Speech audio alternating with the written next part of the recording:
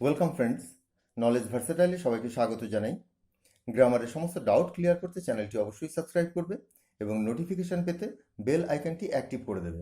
আজ আমরা প্যাসিভ সেন্টেন্সের টেন্স নিয়ে আলোচনা করব এবং আজকের আলোচনায় থাকবে পাস্ট ইনডেফিনিট টেন্স, যার আরেকটি নাম সিম্পল পাস্ট টেন্স।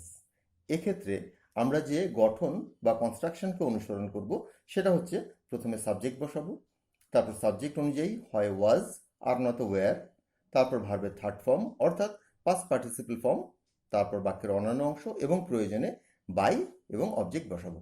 চলো মূল আলোচনায় এসে প্যাসিভ সেন্টেন্সের পাস্ট ইনডেফিনিট টেন্স সম্পর্কে বিস্তারিত জানি। প্যাসিভ সেন্টেন্স আজকের আলোচনায় পাস্ট ইনডেফিনিট টেন্স বা সিম্পল পাস্ট টেন্স। প্রথমে আমরা ডেফিনেশনটাকে দেখি। অতীতে কোনো কিছু করা হয়েছিল, বলা হয়েছিল, দেখা হয়েছিল, অর্থাৎ অতীতে কারোর দ্বারা কিছু করা হয়েছিল নির্দেশ করতে প্যাসিভ সেন্টেন্সের পাস্ট ইনডেফিনিট টেন্স হয়। এক্ষেত্রে মনে রাখবে, অতীতে কেউ কিছু করেছিল এটা বিষয়টি তেমন নয়, কিছু করা হয়েছিল অর্থাৎ কারো দ্বারা কিছু করা হয়েছিল, এই জায়গার উপর গুরুত্ব দেবে। কারো দ্বারা কিছু করা হয়েছিল, বলা হয়েছিল, দেখা হয়েছিল, জানা হয়েছিল, শেখা হয়েছিল, ধরা হয়েছিল ইত্যাদি এমন যদি নির্দেশ করে, তখন বুঝতে পারবে সেন্টেন্সটা পাস্টে রয়েছে, পাস্ট ইনডেফিনিটে রয়েছে এবং অবশ্যই প্যাসিভে রয়েছে, কারণ প্যাসিভে সাবজেক্ট কাজ করে না। এখানে যদিও সেটা আমি লিখে দিয়েছি। এক্ষেত্রে বাক্যের সাবজেক্ট ক্রিয়ায় অংশগ্রহণ করে না। যেমন আমি যদি বলি আমি লিখি, এখানে আমিটা হচ্ছে সাবজেক্ট এবং লেখা এই ক্রিয়ায় আমি অংশগ্রহণ করছি অর্থাৎ আমিই লিখছি। কিন্তু যদি বলি লেখা হয়, তো সেক্ষেত্রে কিন্তু লেখা সে নিজে কিন্তু কোনো কাজে অংশগ্রহণ করছে না। ছবিটি তোলা হয়, ছবি কিন্তু তোলা হওয়ার কাজে অংশগ্রহণ সোজাসুজি করছে না, কে ছবি তুলছে সেটা কিন্তু বলে দেওয়া নাই। তো এরকমই প্যাসিভ সেন্টেন্সে তোমরা খেয়াল করবে যে সাবজেক্ট ক্রিয়ায় অংশগ্রহণ করে না। আর একটা জিনিস মনে রাখবে যে প্যাসিভে অর্থাৎ প্যাসিভ সেন্টেন্সে তোমরা যে ভার্বগুলো পাবে সেগুলো সবই বেশিরভাগ ক্ষেত্রেই ট্রানজিটিভ ভার্ব অর্থাৎ সকর্মক ক্রিয়া। সকর্মক ক্রিয়া হলো সেই ক্রিয়া যেই ক্রিয়ার পর অবজেক্ট বসাতে হয় তার অর্থ, সেই ভার্বের অর্থ সম্পূর্ণ করার জন্য। কিছু ভার্ব রয়েছে, যেমন ধরো স্লিপ, রান, স্মাইল, এগুলো ইনট্রানজিটিভ ভার্ব, এগুলোর পর অবজেক্টের প্রয়োজন পড়ে না। কিন্তু যদি প্যাসিভ সেন্টেন্স তুমি পাও বা গঠন করতে হয়, সেক্ষেত্রে কিন্তু তোমার ট্রানজিটিভ ভার্বের প্রয়োজন পড়বে, যার পরে আমরা অবজেক্ট সাধারণত বসিয়ে থাকি। তা আমরা এবার উদাহরণের মাধ্যমে বিষয়টিকে বোঝার চেষ্টা করি। এক্সাম্পল 1, কাগজগুলো পোড়ানো হয়েছিল। মনে রাখবে অতীতে কোনো কাজ করা হয়েছিল, আমাদের প্রথম লাইনটাতেই সেটা রয়েছে। কাগজগুলো পোড়ানো হয়েছিল। The papers were burned. তোমাকে বলা হয়েছিল। You were told. একটি কলম কেনা হয়েছিল। A pen was bought. তাকে জানানো হয়েছিল। He was informed. তাদেরকে দেখা গিয়েছিল। They were seen. আমরা কিছু এক্সাম্পল পেয়ে গেলাম। এবার 2 নম্বর পয়েন্টে আসো, ক্রিয়ার রূপ। বাংলা ক্রিয়া দেখে তুমি বুঝতে পারবে যে সেন্টেন্সটা প্যাসিভে আছে এবং এটা পাস্ট ইনডেফিনিটে রয়েছে। যেমন ধরো করা হয়েছিল। করা হয়েছিল মানে কোনো সাবজেক্ট কাজটি করেনি। সাবজেক্ট করলে কেমন হতো, যে কেউ করেছিল, কিন্তু এখানে বলা হচ্ছে করা হয়েছিল অর্থাৎ কারো দ্বারা করা হয়েছিল। তো বুঝতেই পারছো যে এটা সাবজেক্ট এই কাজটি করেনি। সাবজেক্ট যখন কোনো কাজ করে না তখন সেটা প্যাসিভে চলে যায়, আর যখন এটা অতীতে বলা হচ্ছে যে হয়েছিল, তো অতএব এটা পাস্ট ইনডেফিনিটে চলে গেছে। তো করা হয়েছিল, বলা হয়েছিল, দেখা গিয়েছিল, জানা গিয়েছিল, ধরা হয়েছিল, তো ইত্যাদি এই ধরনের যখন সেন্স তোমরা পাবে, তখন বুঝে যাবে এটা প্যাসিভে রয়েছে এবং পাস্ট ইনডেফিনিট বা সিম্পল পাস্টে রয়েছে।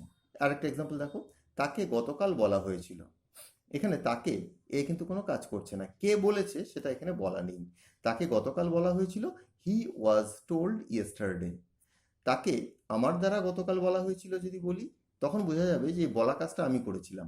তখন বলবো he was told yesterday by me, বা ইয়েস্টারডেটা সেক্ষেত্রে আমরা পরেও বসাতে পারি, he was told by me yesterday. তাকে দেখা গিয়েছিল। He was seen. তাকে আমার দ্বারা দেখা গিয়েছিল। He was seen by me. বুঝতে পারলে এটা? এবার আসছি আমরা, তো তোমরা যখন বুঝে যাবে যে এটা প্যাসিভ আছে, পাস্ট ইনডেফিনিট আছে, সেক্ষেত্রে তোমরা তাকে গঠন কি করে করবে। গঠন করার সময় প্রথমেই যে সাবজেক্টটা পাবে সেটাকে বসিয়ে দেবে। সাবজেক্টটা যদি সিঙ্গুলার হয় তবে ওয়াজ বসাবে, সাবজেক্টে যদি প্লুরাল হয় তবে ওয়্যার বসাবে। আর একটা জিনিস মনে রাখবে, ইউ থাকলে সবসময় ওয়্যার বসবে। তারপর ভার্বের থার্ড ফর্ম অর্থাৎ পাস্ট পার্টিসিপল ফর্ম এবং অন্যান্য অংশ প্রয়োজন যদি পড়ে বাই দিয়ে তোমার অবজেক্টটাকে বসাবে। এই অবজেক্টটাকে বলে এজেন্ট বা ডুয়ার অফ অ্যাকশন, মানে এই কাজটা যে করছে এই করছে, কিন্তু প্যাসিভ ভয়েসে বাইয়ের পর যে থাকে সেই কাজটা করে। প্যাসিভ ভয়েসে সবসময় কিন্তু বাই নাও বসতে পারে। চলো আমরা এবার উদাহরণগুলোকে দেখি। আমরা কিছু উদাহরণ দেখছি এবার। 3 নম্বর এক্সাম্পলটা দেখো, আমাকে ডাকা হয়েছিল, আই ওয়াজ কল্ড। আমাকে তার দ্বারা ডাকা হয়েছিল, I was called by him. তাদেরকে ডাকা হয়েছিল, তখন বলবো কি, দে ওয়্যার কল্ড। পাখিগুলিকে খাওয়ানো হয়েছিল, the birds were fed. Feed মানে খাওয়ানো, ফিডের পাস্ট পার্টিসিপল হচ্ছে ফেড। পাখিগুলিকে আমার দ্বারা খাওয়ানো হয়েছিল, the birds were fed by me. তোমাদেরকে দেখা গিয়েছিল, ইউ ওয়্যার সিন। তোমাদেরকে মাঠে দেখা গিয়েছিল, you were seen in the field. আমরা এই কনস্ট্রাকশনটা বুঝে গেলাম। সাবজেক্ট বসাবে।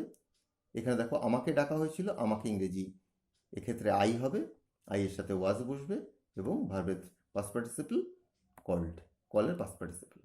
এবার দেখো পয়েন্ট 4-এ, এটা ইতিমধ্যেই বলে দিয়েছিলি, সিঙ্গুলার সাবজেক্ট যদি হয়, সাবজেক্ট যদি একজনকে নির্দেশ করে, একবচন হয়, তো সেক্ষেত্রে তোমরা ওয়াজ বসাবে। প্লুরাল অর্থাৎ সাবজেক্ট যদি বহুবচন হয় সেক্ষেত্রে ওয়্যার বসাবে। এবং ইউ, ইউ বলতে তুমি বা তোমরা যাই হোক না কেন সমস্ত ক্ষেত্রেই ওয়্যার বসাবে। একটা এক্সাম্পল দেখো, ছবিটি রং করা হয়েছিল, the picture was painted. Picture একটি, তাই এখানে ওয়াজ, দ্য পিকচার ওয়াজ পেইন্টেড। যদি বলি ছবিগুলি রং করা হয়েছিল, তখন হবে দ্য পিকচার্স ওয়্যার পেইন্টেড। যদি বলি ছবিগুলি আমার দ্বারা রং করা হয়েছিল, the pictures were painted by me. চলে আসো 5 নম্বর পয়েন্টে। এক্ষেত্রে আমরা নেগেটিভ সেন্টেন্স নিয়ে আলোচনা করব। নেগেটিভ করতে গেলে যেটা আমরা করব, যে ওয়াজ বা ওয়্যারের ব্যবহার করছি এই পাস্ট ইনডেফিনিট টেন্সে, তারপর একটা নট বসিয়ে দেবো, আর কিছুই করতে হবে না। দেখো প্রথমে সাবজেক্ট, তারপরে সাবজেক্ট অনুযায়ী ওয়াজ বা ওয়্যার, তারপর নট, তারপর ভার্বের থার্ড ফর্ম অর্থাৎ পাস্ট পার্টিসিপল ফর্ম, বাক্যের অন্যান্য অংশ প্রয়োজনে, তারপর বাই বা অবজেক্ট যদি থাকে। ফুলগুলি গতকাল তোলা হয়নি, অর্থাৎ এটা নেগেটিভ সেন্টেন্স। ফুলগুলি, the flowers were not plucked. Pluck মানে তোলা, তার past participle plucked yesterday. The flowers were not plucked yesterday. Clear? ফুলগুলো প্লুরাল, তাই ওয়্যার বসলো এবং নেগেটিভ করার জন্য আমরা নটটা বসালাম। বইটি টেবিলের উপর রাখা হয়নি, the book was not kept. Book একটি, তাই ওয়াজ বসলো, ওয়াজ নট, কিপের past participle kept, the book was not kept on the table. তোমাকে বলা হয়নি, ইউ ওয়্যার নট টোল্ড। বইটি খোলা হয়নি, the book was not opened. হলো তোমাদের এক্সাম্পল। এবার আসছি আমরা পয়েন্ট 6-এ, ইন্টারোগেটিভ সেন্টেন্সে। ইন্টারোগেটিভ সেন্টেন্সে আমরা যে ওয়াজ বা ওয়্যারটা ব্যবহার করছি সেটাই সাবজেক্টের পূর্বে বাক্যের শুরুতে আমরা বসিয়ে দেবো। ওয়াজ বা ওয়্যার দিয়ে শুরু করব, তারপর সাবজেক্ট, তারপর ভার্বের থার্ড ফর্ম অর্থাৎ পাস্ট পার্টিসিপল ফর্ম, তারপর বাক্যের অন্যান্য অংশ এবং শেষে প্রয়োজনে যদি থাকে বাই বা অবজেক্ট, বাই এবং অবজেক্ট বসিয়ে দেবো। গাছটি কি লাগানো হয়েছিল, ওয়াজ দ্য ট্রি প্ল্যান্টেড। তো ওয়াজটাকে আমরা বাক্যের শুরুতে সাবজেক্টের পূর্বে বসিয়ে দিলাম। শুধু যদি বলি গাছটি লাগানো হয়েছিল, তবে হবে দ্য ট্রি ওয়াজ প্ল্যান্টেড। তো গাছটি কি লাগানো হয়েছিল, ওয়াজ দ্য ট্রি প্ল্যান্টেড। তো গাছ, বড় গাছকে ট্রি বলে, ছোট গাছ বা চারা গাছকে বলে স্যাপলিং। তো সেক্ষেত্রে হবে ওয়াজ দ্য স্যাপলিং প্ল্যান্টেড। বাঘটি কি ধরা পড়েছিল, ওয়াজ দ্য টাইগার কট। শুধু বাঘটি ধরা পড়েছিল, দ্য টাইগার ওয়াজ কট। যখনই জিজ্ঞাসা করছি বাঘটি কি ধরা পড়েছিল, ওয়াজ দ্য টাইগার কট। তোমাকে কি বলা হয়েছিল, ওয়্যার ইউ টোল্ড। বইটি কি কেনা হয়েছিল, ওয়াজ দ্য বুক বট। খাবারগুলো কি খাওয়া হয়েছিল, ওয়্যার দ্য ফুডস টেকেন বা ইটেন। তোমরা ইন্টারোগেটিভ সেন্টেন্স পেয়ে গেলে। এবার ইন্টারোগেটিভ এবং নেগেটিভ দুটোকে একসাথে। তো এটা যখন করবে তখন বাক্যের শুরুতেই সাবজেক্টের পূর্বেই তোমরা wasn't, was not a short form বা কন্ট্রাক্টেড ফর্ম, ওয়াজন্ট বা ওয়ারেন্ট, এটা হচ্ছে wire not a short form, সেটা দিয়ে শুরু করবে। তারপর সাবজেক্ট, তারপর ভার্বের থার্ড ফর্ম এবং তারপর অন্যান্য অংশ এবং প্রয়োজনে বাই এবং অবজেক্ট বসাবে। চিঠিটি কি তখন লেখা হয়নি, প্রশ্নও করছি আবার নাও বলছি। Wasn't the letter written then, wasn't the letter written then. ফল বা ফলগুলি, এখানে অনেক ফলকে বলা হচ্ছে, ফল কি বিতরণ করা হয়নি? Weren't the fruits distributed? তোমাকে কি বলা হয়নি? Weren't you told? বইটি কি কেনা হয়নি? ওয়াজন্ট দ্য বুক বট? ছেলেগুলিকে কি আদেশ দেওয়া হয়নি? Weren't the boys ordered? তাকে কি দেখা যায়নি? ওয়াজন্ট হি সিন? বুঝতে পারছো সেন্টেন্সটি? চিঠিটি কি লেখা হয়নি? Wasn't the letter written? এই সমস্ত ক্ষেত্রেই কিন্তু তোমরা নটটাকে সাবজেক্টের পরেও বসাতে পারো। যেমন চিঠিটি কি তখন লেখা হয়নি? Was the letter not written by then? বা শুধু দেন দিলেও হবে। ওয়াজ দ্য লেটার নট, অর্থাৎ ওয়্যার দ্য ফ্রুটস নট, এই নটটাকে ভাগ করেও তোমরা বসাতে পারো, কোনো অসুবিধা নেই। যেভাবে দিয়েছি সেভাবে লিখতে পারো। এবার আসি আমরা WH কোশ্চেনে। অবজেক্টিভ কোশ্চেন আমরা দেখলাম, সেখানে উত্তর ছিল হ্যাঁ কিংবা না এই প্রশ্নগুলোর। এবার WH কোশ্চেনের যে উত্তর হয় তাদের উত্তর ডিটেল হয়। তো ডিটেল মানে বিস্তারিত দিতে হয়, হ্যাঁ নাতে এর উত্তরগুলো হয় না। তো WH ফ্যামিলির যে ওয়ার্ডগুলো রয়েছে সেগুলো হচ্ছে হু কে বা কারা, হুইচ কোনটি বা কোনগুলি, হুম কাকে বা কাদেরকে, হোয়াট কি বা কি কি, হোয়ার কোথায়, হোয়েন কবে বা কখন, হুজ কার বা কাদের, ওয়াই কেন, হাউ কিভাবে, এছাড়া হাউ দিয়ে আরও অন্যান্য প্রশ্ন শুরু করা যায়। কাদেরকে জেলে পাঠানো হয়েছিল? এবার দেখো, হু মানে কে বা কারা, এবং প্যাসিভে কাকে বা কাদেরকে। তো এখানে কাদেরকে বলেছি, তো সেই হুই বসবে। কাদেরকে জেলে পাঠানো হয়েছিল? Who were sent to jail.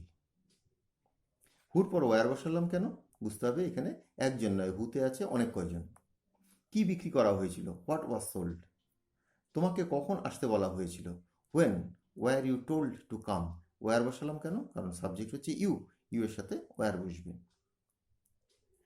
আমাকে কেন ডাকা হয়নি? Why wasn't I called. কিছু যদি উত্তরের সাথে জুড়ে দিই, কাদেরকে জেলে পাঠানো হয়েছিল? Who were sent to jail. হ্যাঁ, চোরটিকে জেলে পাঠানো হয়েছিল। The thief was sent to the jail.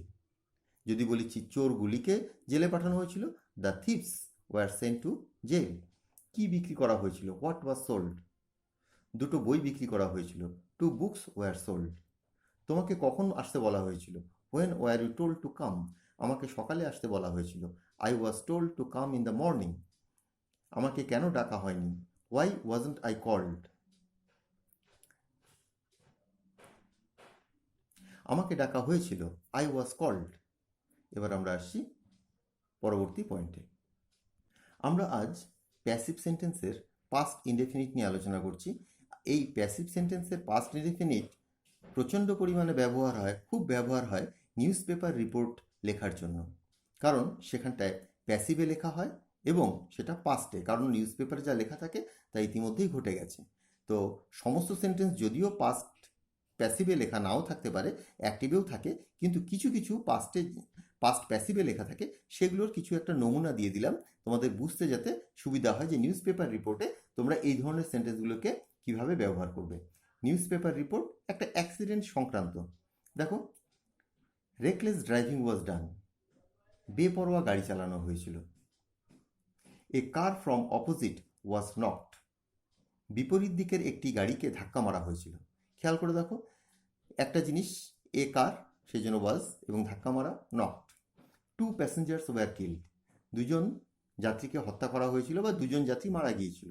Two passengers were killed. 5 persons were injured. 5 জন ব্যক্তি আহত হয়েছিল। তো সবই কেউই নিজে হয়নি, পরিস্থিতিতে করেছিল, তাদেরকে অ্যাক্সিডেন্টে করেছিল, সেই জন্য সব এগুলো প্যাসিভে যাচ্ছে। প্রয়োজনে তোমাদের কিছু অ্যাক্টিভে লিখতে হতে পারে, কিন্তু বেশিরভাগ সেন্টেন্সগুলোকে তোমাদের প্যাসিভে এবং পাস্ট ইনডেফিনিটে লিখতে হবে। Police were called in. পুলিশকে ডেকে পাঠানো হয়েছিল। কল্ড ইন এটা হচ্ছে ফ্রেজাল ভার্ব, এর মানে হচ্ছে ডেকে পাঠানো। Police were called in. Injured ones were taken to hospital.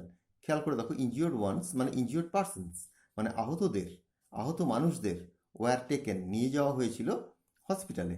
সেন্টেন্সগুলোকে খেয়াল করো কিভাবে এগুলো তোমাদের নিউজ পেপার রিপোর্টে ব্যবহার করা হয়। They were given first aid. তাদেরকে প্রাথমিক চিকিৎসা দেওয়া হয়েছিল। দে ওয়্যার গিভেন, তাদেরকে দেওয়া হয়েছিল first aid. And allowed to গো, এবং ছেড়ে দেওয়া হয়েছিল বা যেতে দেওয়া হয়েছিল। যদি পুরো সেন্টেন্সটা বলি, they were allowed to go, অর্থাৎ তাদেরকে যেতে দেওয়া হয়েছিল। আর এখানে যেটা লিখেছি, they were given first aid and allowed to go, তাদেরকে প্রাথমিক চিকিৎসা দেওয়া হয়েছিল এবং চলে যেতে দেওয়া হয়েছিল। The bus driver was arrested, বাসের যে চালক তাকে গ্রেপ্তার করা হয়েছিল। The helpers were not found, যে হেল্পার ছিল, যে সহায়ক ছিল, তাকে আর পাওয়া যায়নি। এ কম্পেনসেশন ওয়াজ অ্যানাউন্সড, এ কম্পেনসেশন কথার অর্থ হচ্ছে ক্ষতিপূরণ, একটি ক্ষতিপূরণ ঘোষণা করা হয়েছিল। এ কম্পেনসেশন ওয়াজ অ্যানাউন্সড, একটি ক্ষতিপূরণ ঘোষণা করা হয়েছিল। তোমরা বুঝতে পারলে যে নিউজ পেপার রিপোর্টে কিভাবে এই সেন্টেন্সগুলোকে ব্যবহার করা হয়।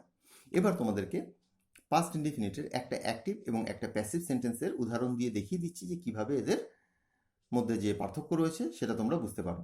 আমি তাকে সাহায্য করেছিলাম, এখানে খেয়াল করে দেখো আমি হচ্ছে সাবজেক্ট এবং সাহায্য করার কাজটা এটা আমিই করেছিলাম, অর্থাৎ এই সেন্টেন্সটা হবে অ্যাক্টিভ এবং পাস্ট ইনডেফিনিটে রয়েছে। I helped him, active.